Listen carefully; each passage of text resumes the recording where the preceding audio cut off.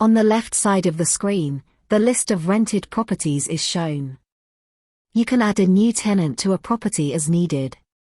For the previous tenant, the end date of the contract must be entered, and the record may be optionally archived. The rental type determines if automatic monthly rental income records will be created. This is for long-term rental contracts. For short-term rentals, such as a holiday home, the rental income record will be created manually. In the middle column, contractual dates are maintained, as well as a notepad to track issue and receipt of the keys. On the right side of the screen, rent, fixed charges, variable charges and deposits are defined. On the Detail tab, additional information on the contact can be entered. If applicable, default components for the variable charges can be defined.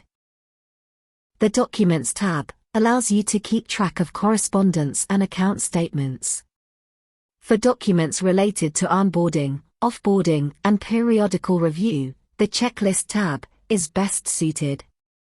For long-term rentals, the Manage Rent tab is filled progressively for you and has fixed durations of 1 month. Variable charges can be entered as needed, and an automatic email can be sent to the tenant. The email message is configured using the tab, Rental Charges. For short-term rentals, the record is created manually, and total rent for the period must be entered. On the right side, the start and the end date of the period must be entered as well. The rent and number of nights determines the average daily rate. Incoming payments can be registered and will reduce the balance due. Similarly to the rental income, a rental receipt can be sent to the tenant. This email message is configured in the tab, Rental Receipt.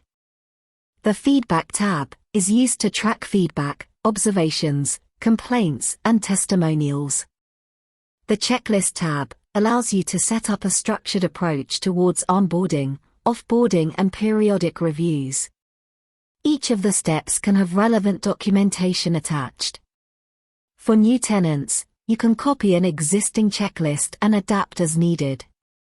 The Summary tab matches rental due with rental paid, allowing you to see exactly the amounts owed and the amounts overdue. The Analysis tab displays the rental calendar on the top of the screen, whereas at the bottom of the screen, 2 key performance indicators are shown: the average daily rate and the utilization. The analysis can be done over different time periods, and can be displayed as a consolidated value, by property, or by rental unit. The notepad can be used to enter any type of notes that is relevant to you.